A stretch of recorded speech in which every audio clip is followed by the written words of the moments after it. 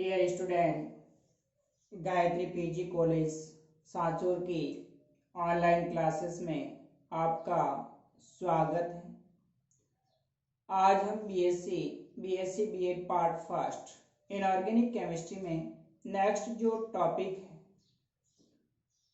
Use of oxidising and reducing agents in analysis, यानी विश्लेषण के अंदर जो ऑक्सीकारक और अपचयक उनका उपयोग किस तरह से किया जाता है, तो इसके बारे में आज डिस्कस करेंगे। इससे पहले लेक्चर में हमने सॉल्युबिलिटी प्रोडक्ट, विलेयता गुणनफल और सम आयन प्रभाव का एनालिसिस के अंदर किस प्रकार से उपयोग किया जाता है, तो उसकी एप्लीकेशन के बारे में डिस्कस किया था। तो देखिए, आज बात करते हैं हम ऑक्सीडाइजिंग और रिड्यूसिंग एजेंट के अंदर। ऑक्सीडाइजिंग, ऑक्सीकारक क्या होते हैं? वे पदार्थ जो इलेक्ट्रॉन को ग्रहण करते हैं और स्वयं क्या हो जाते हैं, अपचित हो जाते हैं, या फिर इनके प्रभावी जो तत्व होता है उसके ऑक्सीकरण अंक में कमी होती है, तो इस प्रकार के पदार्थ ऑक्सीकारक, ऑक्सीडाइजिंग एजेंट कहलाते हैं।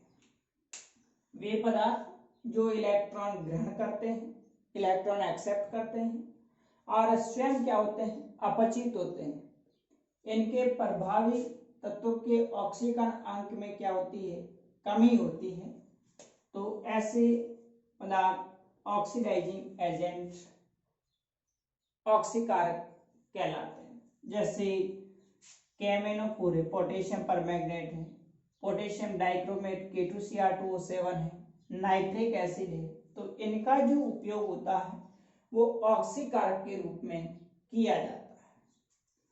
दूसरे अपचयक वे पदार्थ हैं जो इलेक्ट्रॉन क्या करते हैं, त्यागते हैं, इलेक्ट्रॉन का त्याग करते हैं और स्वयं क्या होते हैं, ऑक्सीकृत हो जाते हैं और इनके प्रभावी जो तत्व उनके ऑक्सीकरण अंक में वृद्धि होती है, तो इस प्रकार के पदार्थ अपचयक, रिड्यूसिंग एजेंट कहलाते हैं। For example ferrous sulphate FeSO4.7H2O, FAS ferrous ammonium sulphate, potassium iodide, ये जो पदार्थ हैं ये रिड्यूसिंग एजेंट कहलाते हैं। तो सबसे पहले इन दोनों को समझना आवश्यक है, क्योंकि हमें कंफ्यूजन हो जाता है कभी कभी ऑक्सीकारक और अपचयक। ऑक्सीकारक मतलब जिनका अपचयन होता है वो ऑक्सीकारक कहलाते हैं, और जो ऑक्सीकृत होते हैं वो क्या कहलाते हैं, अपचयक कहलाते हैं। ऑक्सीकारक व अपचयक का उपयोग रेडॉक्स टाइट्रेशन, रेडॉक्स अनुमापन में किया जाता है। जो रेडॉक्स टाइट्रेशन हम पढ़ते हैं उसके अंदर ऑक्सीकारक और जो रिड्यूसिंग एजेंट है उसको यूज में लिया जाता है। ऑक्सीकारक अपचयन अनुमापन यानी जो रिडक्स टाइट्रेशन है उसमें प्रत्यक्ष और अप्रत्यक्ष रूप से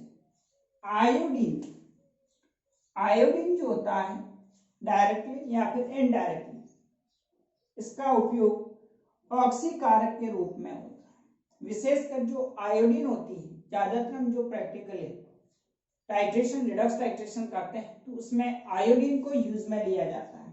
वो आयोडीन डायरेक्टली या फिर इनडायरेक्टली ऑक्सीडाइजिंग एजेंट के रूप में कार्य करता है, इसलिए ऐसे टाइट्रेशन को हम आयोडीन टाइट्रेशन, आयोडीन अनुमापन भी कहा जाता है।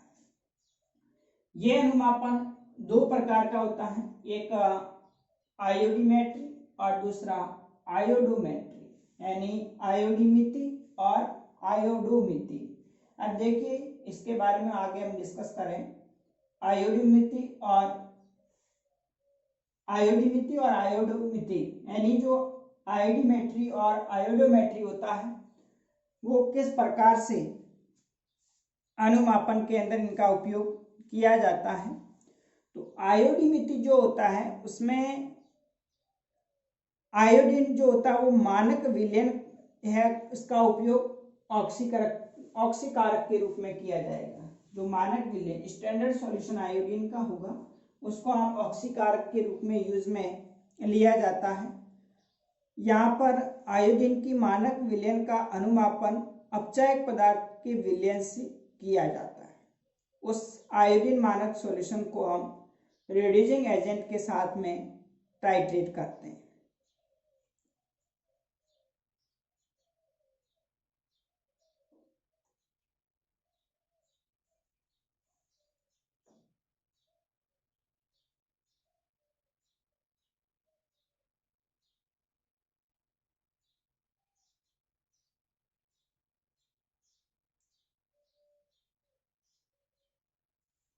तो देखिए आयोडीमिति के अंदर इस अनुमापन में आयोडीन का मानक विलयन, आयोडीन उसका हम स्टैंडर्ड सॉल्यूशन, इसका उपयोग ऑक्सीकारक ऑक्सीडाइजिंग एजेंट के रूप में होता है। यहाँ पर आयोडीन के मानक विलयन का अनुमापन अपचायक पदार्थ के साथ में किया जाता है। अपचायक पदार्थ जो रिड्यूसिंग एजेंट है उसके विलयन के साथ में किया जाएगा। जैसे फॉर एग्जांपल आयोडीन का अनुमापन सोडियम थायोसल्फेट Na2H2O3 के साथ I2O अभिक्रिया करके सोडियम टेट्राथायोनेट प्लस NaI देता है। इसी प्रकार से आर्सेनिक ऑक्साइड या sodium arsenic Na3ASO3 I2 plus H2O के साथ अभिक्रिया करके Na3ASO4 बनाएगा प्लस HI। और स्टेनस क्लोराइड है वो सोडियम सल्फाइड के साथ में स्टेनस क्लोराइड सोडियम आर्सेनिक या आर्सेनिक ऑक्साइड, ये आर्सेनिक है, सोडियम आर्सेनिक आयोडीन के साथ में अभिक्रित होकर के Na3ASO4 बनाता है और सोडियम सल्फाइड I2 के साथ में अभिक्रिया करके सोडियम सल्फेट प्लस HI देता है। तो इन ऑक्सीकरण अपचयन अभिक्रिया को हम इस प्रकार से रिप्रेजेंट कर सकते हैं। तो आयोडीमिति के अंदर आयोडीन का जो स्टैंडर्ड सॉल्यूशन होता है उसका उपयोग ऑक्सीकारक के रूप में और दूसरे जो मानक विलयन होगा उसका अनुमापन अपचायक पदार्थ के साथ में किया जाएगा। दूसरा आयोडोमेट्री के अंदर आयोडीन होता है वो रासायनिक अभिक्रियाओं के द्वारा मुक्त होता है। यहाँ पर तो हम आयोडीमेट्री के अंदर तो आयोडीन का स्टैंडर्ड सॉल्यूशन बनाते हैं, लेकिन आयोडोमेट्री के अंदर ऐसे पदार्थ लेंगे जिससे आयोडीन होती है वो क्या होती है, मुक्त होती है। तो उस आयोडीन जो अभिक्रिया के फलस्वरूप मुक्त होती है जिसका उपयोग सोडियम थायोसल्फेट के साथ अनुमापन में किया जाता है। अतः इन अनुमापन में ऑक्सीकारक पदार्थ जैसे कि कॉपर सल्फेट है, पोटेशियम डाइक्रोमेट है आदि के निर्धारण में इनके विलयन तथा पोटेशियम आयोडाइड के आधिक्य में विलयन की विक्रिया से जो आयोडीन मुक्त होती है उसका अनुमापन सोडियम थायोसल्फेट के साथ किया जाता है। तो देखिए हम बात करें नेक्स्ट आयोडोमेट्रिक में किस प्रकार से रासायनिक अभिक्रिया होगी।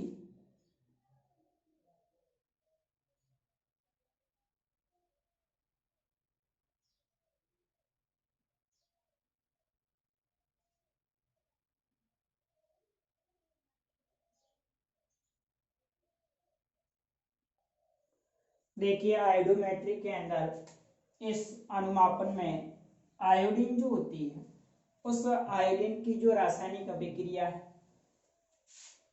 यानी कि आयोडीन होगी वो किसी रासायनिक अभिक्रिया के दौरान मुक्त होती है, उस मुक्त आयोडीन का टाइट्रेशन में यूज किया जाता है। तो इस अनुमापन के अंदर आयोडीन रासायनिक अभिक्रिया द्वारा मुक्त होती है जिसका उपयोग हम सोडियम थायोसल्फेट के साथ अनुमापन में किया जाता है।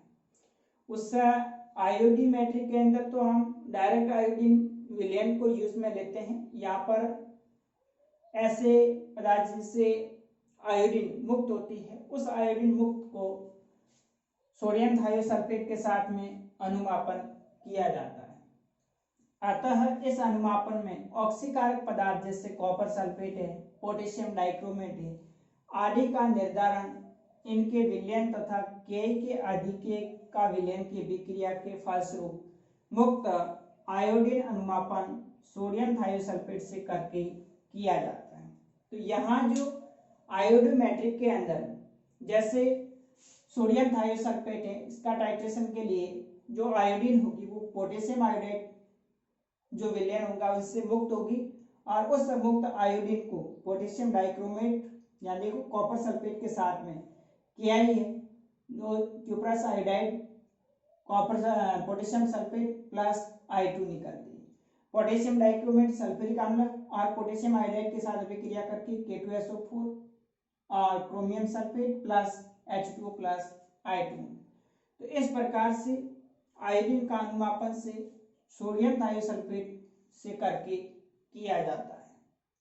तो ये दो अलग अलग आयोडीमेट्री और आयोडोमेट्री के द्वारा हम आयोडीन टाइट्रेशन आयोडीन अनुमापन किया जाता है।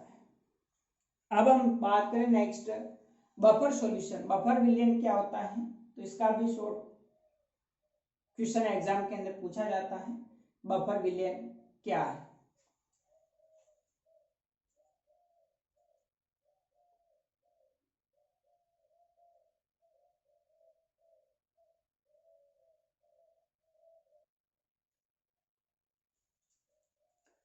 बफर सॉल्यूशन, बफर विलयन क्या होता है, तो इसकी एग्जाम में डेफिनेशन पूछी जाती है। तो बफर विलयन ऐसा विलयन है जिनमें अम्ल या क्षार की मात्रा मिलाने पर पीएच में या फिर हाइड्रोजन आयन की सांद्रता में कोई परिवर्तन नहीं होता है, तो इस प्रकार का विलयन बफर विलयन कहलाता है। देखिए जो बफर सॉल्यूशन होता है उसके अंतर्गत अगर जब हम टाइट्रेशन करते हैं तो ऐसे विलयन में यदि कुछ मात्रा अम्ल की डाल दी जाए तो इनका कोई आयन अम्ल से मुक्त हुए प्रोटॉन से क्रिया कर लेता है, जिससे पीएच का मान क्या हो जाता है, घट नहीं पाता। इसी प्रकार से यदि इन विलयन में थोड़ी सी मात्रा किसी क्षार की डाल दी जाए तो इनका कोई आयन क्षार से मुक्त OH के साथ में क्रिया कर लेता है, जिससे विलयन का पीएच बढ़ नहीं पाता है। इस कारण से जो बफर सॉल्यूशन है उनका उपयोग टाइट्रेशन में किया जाता है। प्रॉपर्टीज के अंदर इनका पीएच मान निश्चित होता है, चाहे एसिड चाहे बेस डालने के बावजूद भी इसमें पीएच के मान में कोई परिवर्तन नहीं होता है। ये विलयन क्रियाशील नहीं होते हैं और इनमें अम्ल या क्षार की मात्रा मिलाने पर पीएच में नगण्य परिवर्तन होता है। ये तीन प्रकार के होते हैं, एक एसिडिक बफर विलयन, दूसरा बेसिक बफर सॉल्यूशन और तीसरा सिंपल बफर सॉल्यूशन होता है। एसिडिक बफर सॉल्यूशन के अंतर्गत वे विलयन जिन्हें वीक एसिड या फिर वीक एसिड व स्ट्रॉन्ग बेस से बने लवण को मिलाकर के प्राप्त करते हैं, या तो वीक एसिड होगा या फिर वीक एसिड और स्ट्रॉन्ग बेस है उसको मिलाकर के हम एसिडिक बफर सॉल्यूशन प्राप्त करते हैं। जैसे एसिटिक एसिड तथा सोडियम एसीटेट, बोरिक अम्ल तथा बोरेक्स, थैलिक अम्ल तथा पोटेशियम हाइड्रोजन थैलेट, सिट्रिक अम्ल तथा सोडियम सिट्रेट आदि। क्षारीय बफर सॉल्यूशन में वे विलयन जिनमें दुर्बल क्षार या फिर दुर्बल क्षार और प्रबल अम्ल से बने विलयन होते हैं, तो ऐसे विलयन बेसिक बफर सॉल्यूशन यानी क्षारीय बफर विलयन कहलाते हैं। जैसे NH4OH प्लस NH4Cl है।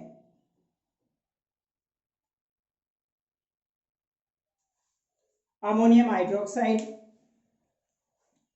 तथा अमोनियम क्लोराइड, ग्लिसरीन तथा ग्लिसरीन हाइड्रोक्लोराइड आदि। और सिंपल बफर सॉल्यूशन के अंदर वीक एसिड और वीक बेस के लवणों से जलीय विलयन प्राप्त होता है। इसके अंतर्गत अमोनियम एसीटेट है, अमोनियम साइनाइड का जो जलीय विलयन है वो सिंपल बफर सॉल्यूशन कहलाता है। बफर क्रिया के अंदर वह क्रिया जिसके कारण बफर विलयन में एसिड बेस मिलाने पर पीएच के मान में परिवर्तन का विरोध करते हैं तो वो बफर एक्शन यानी बफर क्रिया कहलाती है। तो इस प्रकार से बफर सॉल्यूशन का उपयोग टाइट्रेशन में किया जाता है। अब हम नेक्स्ट ये जो लास्ट यूनिट थी जिसका लास्ट टॉपिक था ऑक्सीडाइजिंग रिजिडिंग एजेंट इन एनालिसिस और बफर सॉल्यूशन के बाद हम जो अगला यूनिट है उसके बारे में डिस्कस करेंगे। तो इस यूनिट में से आपकी थ्योरेटिकल के साथ साथ में प्रैक्टिकल में भी यूजफुल है, क्योंकि ये जो यूनिट पूरी प्रैक्टिकल बेस पर ही है, जो कि आपकी थ्योरी में पेपर के अंदर भी इनमें से क्वेश्चन पूछा जाता है। तो छोटे क्वेश्चन ए पार्ट के अंदर भी बफर विलयन क्या होता है, या फिर जो बाधक मूलक कौन कौन से होते हैं उनका सूत्र पूछा जाता है, बाधक मूलक क्या होते हैं, क्यों बाधा उत्पन्न करते हैं। फिर बी पार्ट के अंदर भी जो ग्रुप रिएजेंट है उसके बारे में, और बाधक मूलक के जो निष्कर्षण के परीक्षण है, इस प्रकार से एग्जाम में सवाल पूछे जाते हैं। अब हम नेक्स्ट अगले लेक्चर में अगला यूनिट डिस्कस करेंगे। Okay, thank you.